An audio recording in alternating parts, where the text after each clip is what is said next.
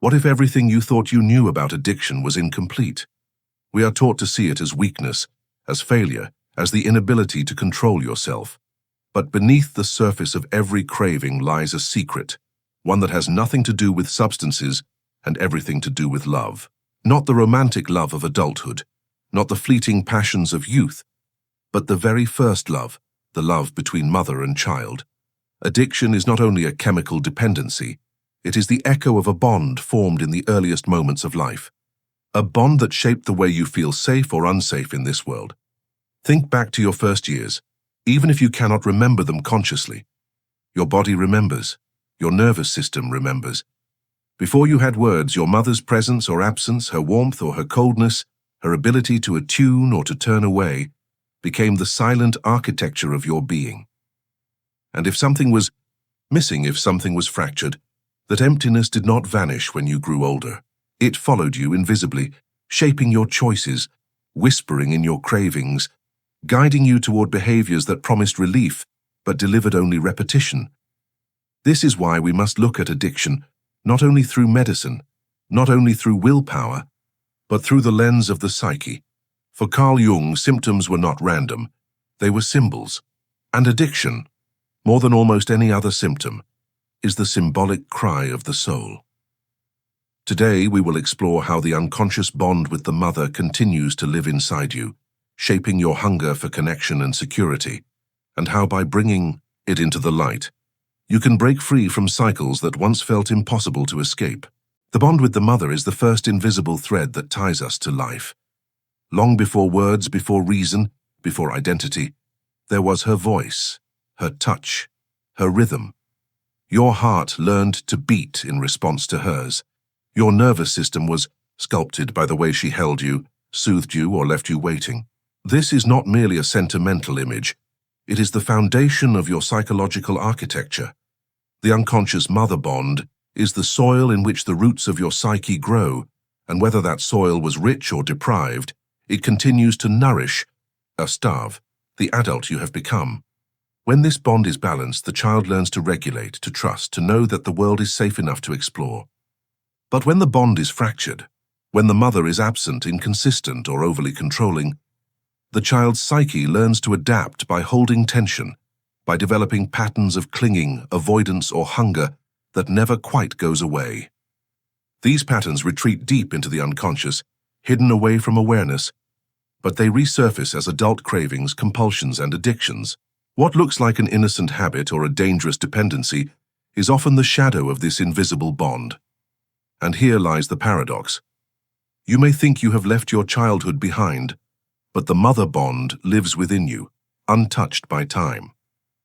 Every relationship you form, every craving that stirs, every pattern of comfort you chase is colored by this primal connection.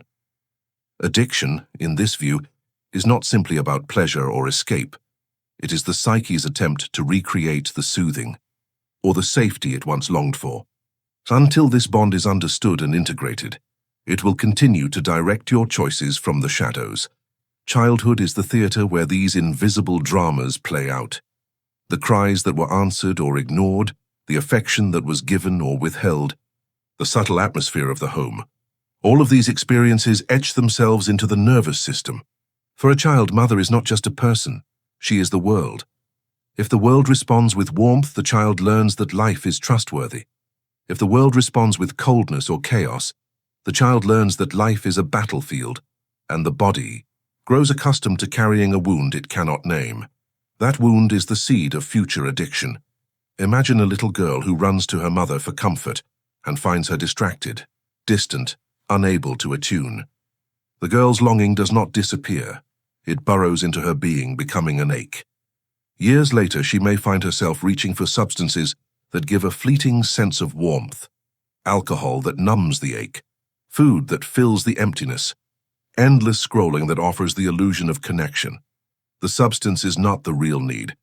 It is only a symbol of the original comfort that was missed. Or picture a boy whose mother's love was overwhelming, consuming, a love that left no space for his autonomy. As an adult, he may seek out habits that simulate freedom while still binding him, substances that grant release but chain him in dependence. Addiction becomes a strange mirror. The very patterns learned in childhood are repeated in adulthood, only now disguised as behaviors that society labels as bad habits.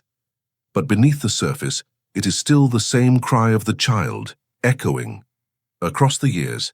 See me, hold me, let me breathe. Addiction is often misunderstood as a weakness, a moral flaw, or a failure of willpower. But through the lens of depth psychology, addiction is symbolic. It is a messenger disguised as a curse. Every compulsion carries a meaning. Every craving is a metaphor in the language of the unconscious. When you reach for the drink, the pill, the screen, or the endless work, you are not simply indulging. You are enacting a ritual that hides a deeper story. The substance is the mask. The wound behind it is the face. Jung understood that symptoms are not enemies but symbols, and if you listen to them, they speak. Addiction says, something inside you is unfinished. Something in you is still hungry for the mother's gaze, the mother's arms, the mother's permission to exist. This hunger does not vanish with age, nor does it dissolve with denial. It waits patient underneath the surface, and it finds expression in substitutes. Every puff of smoke, every sip of liquor, every compulsive glance at a glowing screen is the soul whispering, I need to be held, I need to be seen. And yet, because addiction is symbolic, it also carries the possibility of transformation. If you can strip away the shame and see the ritual for what it is, a symbolic enactment of your earliest unmet needs, you can begin to respond differently. You can learn to decode the message, to ask, what am I really craving? What is the story behind the substance? The symbol then shifts. Addiction is no longer a chain that binds you, but a doorway into the deepest chambers of your psyche, where the wounded child still waits to be acknowledged. To break the cycle of addiction is not simply to resist the substance. Resistance alone is fragile. It shatters under pressure. Breaking the cycle requires turning inward, meeting the shadow face to face. It begins with awareness, the radical act of saying, this craving is not random. It is the voice of my childhood, speaking through me. Awareness transforms addiction from a monster that hunts you into a teacher that guides you. In its message, you can find the blueprint for healing. Once awareness arises, the next step is compassion. The child who developed these patterns did so to survive. Your addiction is not evidence of weakness, but of strength. It kept you alive, gave you some form of relief when nothing else was available. To hate your addiction is to hate the part of yourself that was only trying to cope. But to meet it with compassion is to begin reparenting yourself, to offer the love, the patience, and the boundaries that your inner child once lacked. Finally, breaking the cycle requires integration. This means you no longer see addiction as the enemy, but as an expression of unmet need. You learn to give yourself real nourishment through therapy, through spiritual practices, through healthy relationships, through rituals of self-care that feed the soul. Integration is not about erasing the craving, but transforming it. The fire of addiction, once destructive, can be redirected into the fire of growth, creativity, and purpose. The energy does not vanish, it evolves. For young adults standing at the threshold of their lives, this knowledge is not a burden but a gift. To see addiction as symbolic, to recognize the unconscious mother bond at play, is to gain freedom before the chains become unbreakable. In your 20s, habits form quickly, identities shift, and the temptation to numb yourself is strong. But with awareness, you can step out of the cycle before it hardens. You can look at your cravings and say, this is not who I am. This is a story I inherited, and I have the power to change it. Practical steps can begin with simple rituals. Keep a journal not just of your habits, but of the feelings beneath them. When you crave, ask yourself, what am I truly hungry for right now? Comfort, connection, rest? This practice turns unconscious repetition into conscious reflection. Therapy can deepen this work, especially therapies that explore attachment and family dynamics. And for those drawn to spirituality, meditation, prayer, or community circles, can provide the sense of belonging the soul longs for.